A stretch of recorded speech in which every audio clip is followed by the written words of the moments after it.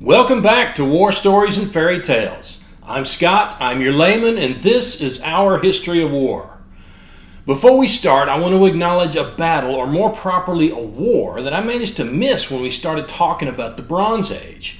Apparently the Sumer-Elam War, in which Kish defeated Elam, started around 2721 BCE, even earlier than the Siege of Uruk. But that's about all we have. No details on battles. No details at all, really, except we have some evidence that it happened. In fact, it's the earliest war we have any kind of historical evidence for, and that evidence consists of one line about a Kishite king called Enmetena in the Sumerian Kings list, and a few inscriptions by him and another Kishite king found east of the Tigris in far eastern Iraq. That ain't much, unfortunately. So unless I find a new source with more details, this is probably the last time I'm going to mention it. And I just want to restate a little reminder that I seem to give y'all just about every week. I'm from Texas, and my pronunciation of unfamiliar names is not always on point. And there are a lot of unfamiliar Sumerian names in this episode, so please bear with me. So, on to this week's battle. This week we're looking into the Battle of Umma, which you may also hear called the Umma-Lagash War, from around 2450 BCE. It's the first battle we have real historical evidence for. Around 2400 BCE, King Enmetena of Lagash commissioned the world's first battle monument, or at least the first we know of. This monument, that we call the Stele of the Vultures, or sometimes you'll hear it called the Vulture Stele, told the story of this battle, and a few fragments of it still exist. Of course, one of the frustrating things about the Bronze Age is that the sources we have are so fragmentary, and even the fragments we have don't really tell us much about how the battle was fought, because the kings who commissioned the sources thought that was less important than, why they fought, and the fact that they smacked down some jumped up son of a bitch who deserved it. Which is understandable when you think about it. It's not like they had web-based word processors to record what they did in pixels that are basically free. When these guys wanted to preserve the record of their mighty deeds, they had to literally carve them in stone or cast them in clay, which is great for durability, but not so much for detail. Which means, once again, we have to try to pick the story of the battle out of the few details we have. Which begs the question, what details do we have? Well, it looks like this battle was the beginning of what some scholars call the Sumerian 100 Years' War. That being a reference to the better-known 100 Years' War between England and France that raged from 1337 to 1453 CE. Got a little while to go before we get to that one. We're not even using steel yet. But in 2450 BCE, Umma and Lagash were two prominent city-states in southern Mesopotamia. They both sit close to the Tigris River, with Umma about 18 miles north and west of Lagash. The war between Umma and Lagash seems to have been a border conflict, or more properly, a conflict over access to water and fertile land, both of which were, and still are, pretty important in that region. These two cities have already gone to war several times, and the pattern seems to have been pretty much the same each time. Umma, irritated that Lagash held the lion's share of the fertile land between the cities, attacked across the boundary to try to capture more land, and Lagash smacked him down. The first time happened during the reign of King Ush of Umma. King Mesalim of Kish, a supposedly neutral third party who really seems to have just been doing what Lagash told him to do, put up a boundary marker halfway between Girsu, the westernmost satellite of Lagash, and Umma to mark the border between Lagash's territory and Umma's. The inscriptions say King Ush attacked, tore down Mesalim's boundary marker, and was defeated by Ningirsu, the Sumerian god of war. As happens. As an aside, this is an example of a little bit of pettiness on the part of Enmetena. Got his name wrong a minute ago. Enmetena, the guy who commissioned the Stele of Vultures, and a couple of other record inscriptions. The king who defeated Ush was called Lugal Shah Engur, but he was not an ancestor of Enmetena, so his name didn't make it into Enmetena's records. Looks like maybe grudges between city-states weren't the only bad blood in ancient Sumeria. Later, King Eannatum of Lagash fought against King Pabugal-Tuku of Umma and his allies from the city of Ur. Eannatum was Enmetena's great-grandfather, so he gets his name in the records. The next king, Akurgal, Eannatum's son, wasn't as lucky against Umma as his father was. It looks like Akurgal lost some of the disputed territory to Umma and may have been killed in the battle. Enmetena didn't record this one, even though Akurgal was his grandfather. Defeats would never have been recorded in a document designed to extol the badassery of his ancestors. No losers in this family. So we come to Lagash in 2450 BCE. Akurgal's son, King Eannatum, that's a name you're going to hear a few more times, King Eannatum came to power burning for payback, and probably for broader conquest, because after he punished Umma for breaking the treaty and killing his father, spoiler alert, he spent the rest of his reign bringing the rest of his neighbors into the empire. But we're not talking about Eannatum's other victories today. Today we're talking about how he defeated Umma, which is the subject of the Stele of Vultures, which was commissioned and erected by Eannatum's nephew and successor, Enmetena. He was kind enough to literally engrave the records in stone, and after 4,500 years, only 7 fragments of the stele remain, 3 of which only seem to be there to tell us how the gods blessed Eannatum's war, which was clearly important to Enmetena, important to the Sumerians, but a little beyond the scope of what we're looking at today, right? The way ancient gods helped ancient people decide their wars really isn't the subject of our show. We want to talk about what the people did. So, we have 4 fragments of the images on the stele, along with what's left of the inscription, which is pretty fragmentary and seems to mostly be praising Eannatum for being awesome and winning lots of battles. It's enough to make you wonder, if somebody dug up the remnants of our civilization in 4,500 years, what would they be able to piece together? We don't usually carve our history in stone anymore. Would what's left of our papers and films and computers be able to tell them about World War II and the Holocaust? Would they be able to puzzle out why we went to war in Korea and Vietnam?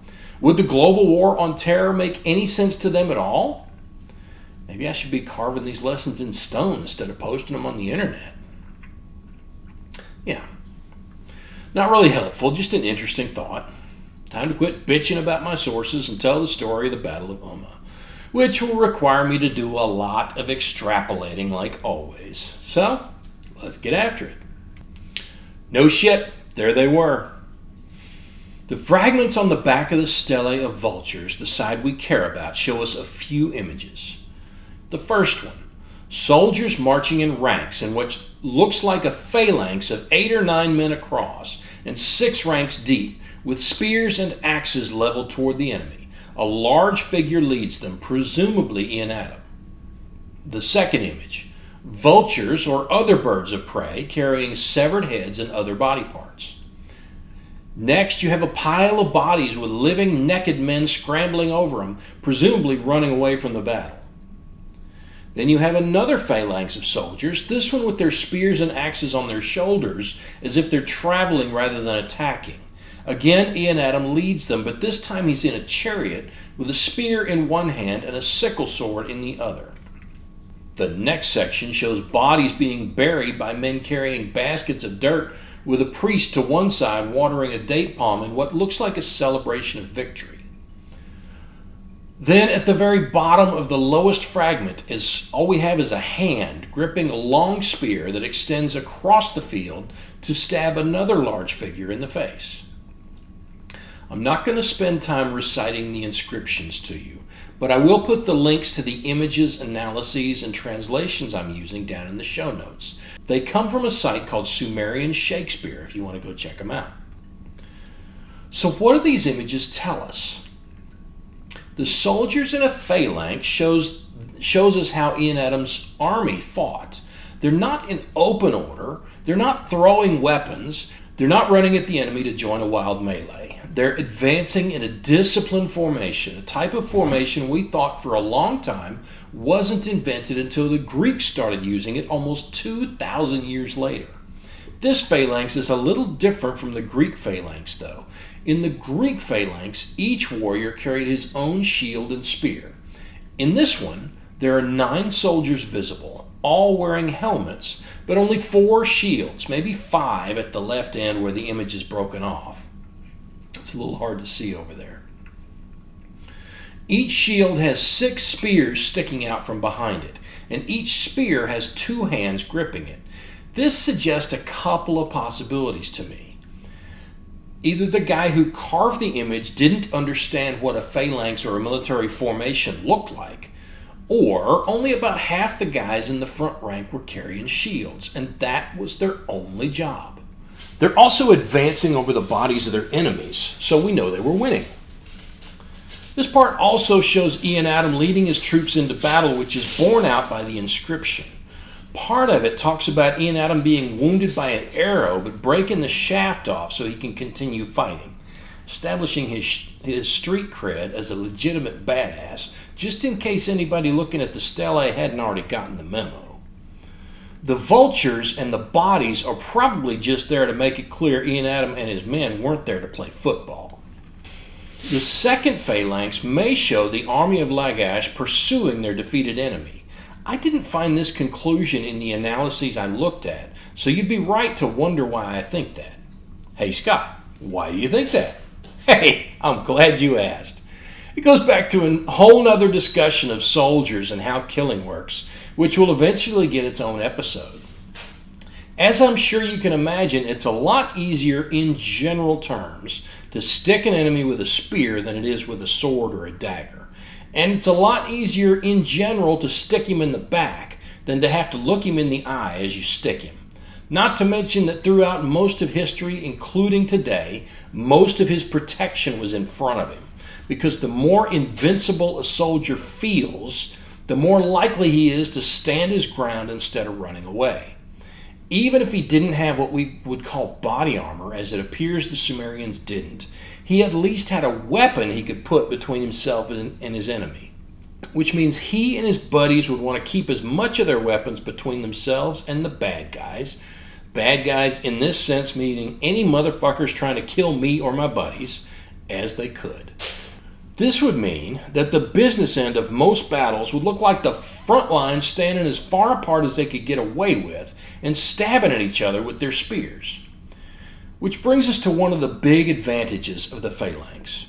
Because when the guys in front start to feel like they're too close for comfort and start trying to push away from the enemy spears, well, the guys behind them are still pushing, trying to reach the aforementioned motherfuckers with their spears, which makes it really hard to turn and run if you're in the front rank. This may be part of the reason the front rank of the Lagash phalanx is the only one depicted with shields, and the spears appear to be sticking out from behind them. Which is kind of a long way of explaining that in ancient and medieval battle, casualties were usually pretty light until one side broke and ran. And if one side was attacking in a disciplined phalanx and the other was not, that could happen very quickly, as you might imagine. Which means the bulk of casualties would be inflicted from behind while the army pursued its defeated enemy. Since you'd be running down an enemy that was trying to run away from you, you'd want to move as fast as possible. It's easier to move fast if you drop your heaviest equipment and carry your weapons in a manner that's less likely to fatigue you or trip you up. It looks like the soldiers in this section have dropped their shields and have shouldered their weapons, and Eannatum is riding in his chariot, which, as you can see, isn't the kind of chariot you're probably familiar with. That one hasn't been invented yet, so this is what we've got for now. And they're still advancing over the bodies of their enemies. To me, this suggests they're trying to move fast, which is consistent with the idea of a pursuit. So to make a long story even longer, that's why I think this is a pursuit scene. Enmetena probably would not have wanted to showcase any mercy Eannatum chose to show to his enemy, especially considering the number of times Umma had tried to kick up some shit, and especially considering that Eannatum spent the rest of his reign conquering his neighbors. Now, he would have wanted to communicate that when Lagash goes to war, the warriors of Lagash kill. Anybody who chooses to forget that does so at his peril. But that wasn't the end of the war. There are still 2 more panels for us to talk about. Fragmentary panels, but still. So the third panel seems to show the aftermath of the battle. A priest pours water on a row of trees, something like a Bronze Age victory garden maybe, while soldiers climb ladders to dump baskets of dirt on a pile of bodies. The inscription talks about how Eannatum heaped up 20 tumuli of enemy dead. Now, a tumulus is a burial mound, and the stele seems to indicate that the Sumerians used them to inter the enemy they had killed, to bury them. It's not clear whether they would have raised tumuli to bury their own dead or taken them back to Lagash.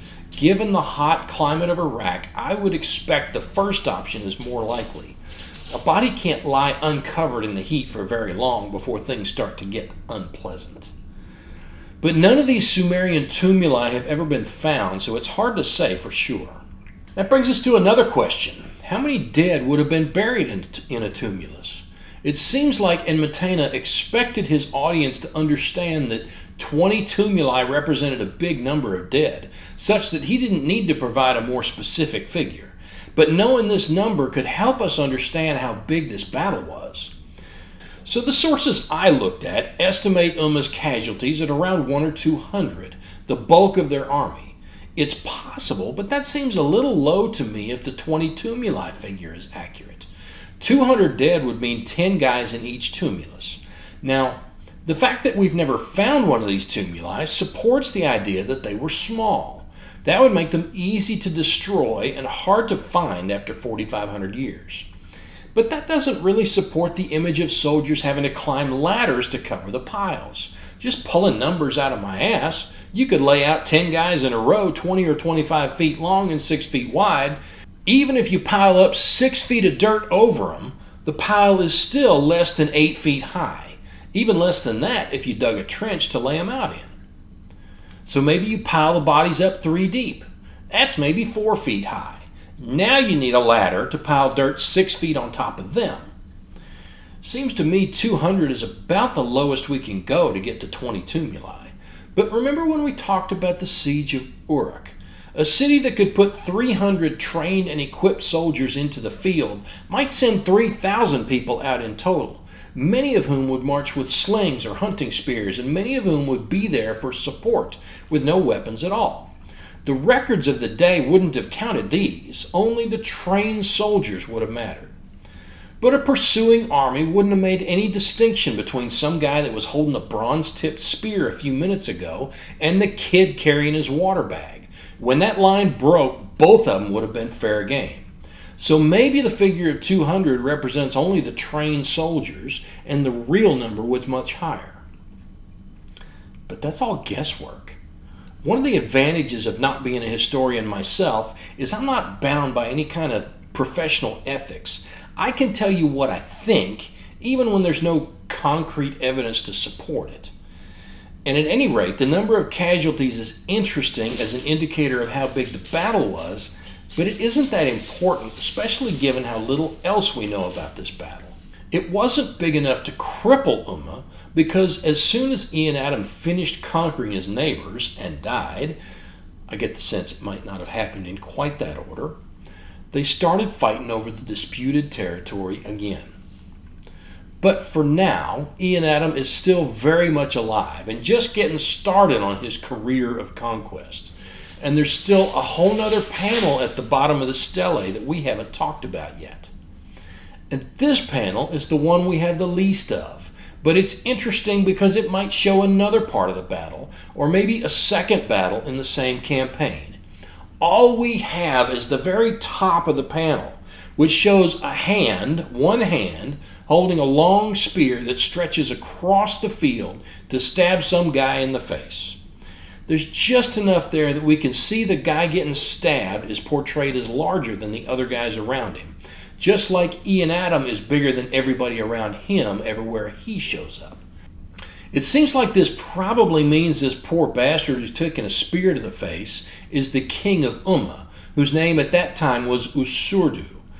There's no inscription that says Eannatum personally killed Usurdu, and we have no real reason to believe it was him and not a member of his army.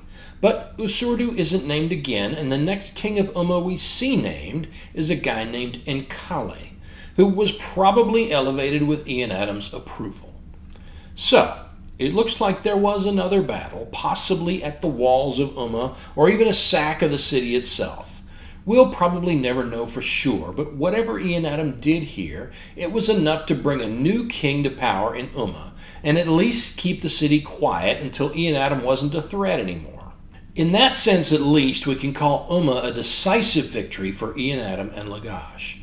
And it was decisive enough to launch him on a campaign of conquest against his neighbors, even though his empire doesn't seem to have survived him very long. But what does that really tell us about Eannatum himself? Not much. It's tempting to praise somebody as a military genius when he has a string of victories, especially a string of conquests, and that's clearly how Enmetena wanted us to remember him. But it seems to me there's just not enough there to jump to a conclusion like that. Why do I say that? Well, it's just possible that Eannatum stumbled on one innovation that made all his conquest possible. Not a technology, but a formation, the phalanx. See, a disciplined infantry phalanx under the right conditions is hard to beat. Against a thin line of infantry, maybe like one that's organized around maces, remember Uruk? It'll act as a plow of flesh, grinding through the enemy almost like they're not there.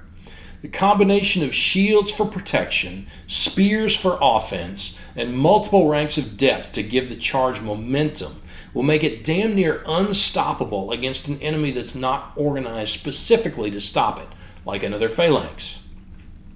The helmets are also a clue. If your enemy is going to be coming at you with a blunt weapon like a mace, you want to protect your head. A nice bonus is that your helmet also protects you against flying projectiles like stones and bullets from slings.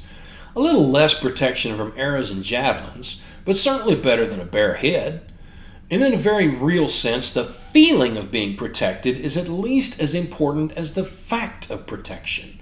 Archaeologists tell us these helmets were made out of copper, so they wouldn't have stopped much by our standards. But if your guys feel like they're safe from the enemy's attacks, they're more likely to push forward their own attack, which in most cases ironically means they're safer from the enemy's attacks because an enemy that's busy fending you off can't spend that energy figuring out how to hit you.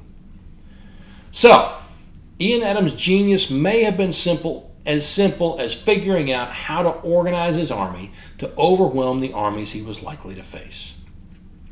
If he could hold on to that advantage, he wouldn't have needed to learn how to maneuver his army effectively or even how to communicate well in the confusion of battle. As long as he figured out how to secure his flanks, the sides of his formation, and the places a phalanx is most vulnerable, he could have just rolled over his enemies. Roll over enough enemies and you develop a reputation for being invincible, which is a huge asset in battle. And it might not even have been his own innovation. 2,000 years after Eannatum, Alexander would inherit his invincible Macedonian armies from his father Philip. More on that later, obviously, when we get to that age. But Eannatum could have gotten the idea from a predecessor or even a subordinate and just run with it. Of course, that doesn't explain why Lagash's empire doesn't seem to have survived for very long after Eannatum's death. It could be that the phalanx fell out of favor, that the equipment or the discipline required to fight that way was unsustainable for cultural or logistical reasons or both. Or it could be that everybody started using that formation. Or it could be that they figured out how to attack it from the flanks, negating its advantage.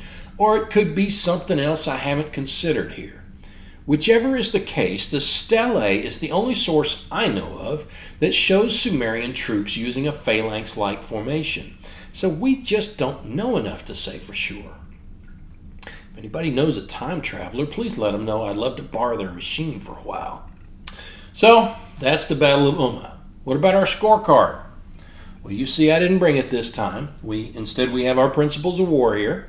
Because, once again, we don't know enough about this battle to evaluate either side against the principles.